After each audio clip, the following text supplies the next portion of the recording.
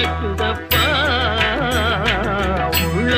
உள்ளோருதையா கண் கண்ட தெய்வம் ஐயா நீங்க கலியுக வரதனையா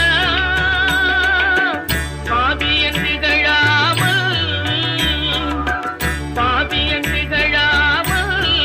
எனக்கும் பதமலர் தருவாயப்பா உள்ளோருதையா முருகா உன்னடி காண்கையிலே அள்ளி அணைத்திடவே எனக்குள் ஆசை பெருகிறப்பா.